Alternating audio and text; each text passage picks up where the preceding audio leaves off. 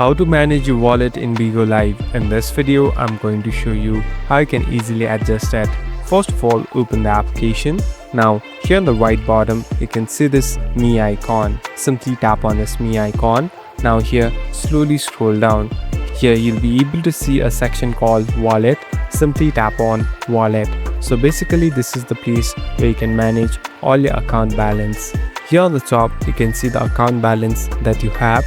Here, there are different methods through which you can withdraw it. So basically you can collect it by going on live and later collecting a lot of coins from other users and people. So it's according to the content that you can give or provide to other people and the way they like, and will even donate different coins. Later you can directly redeem it to your bank account. Thank you for watching this video. I hope this video will help you.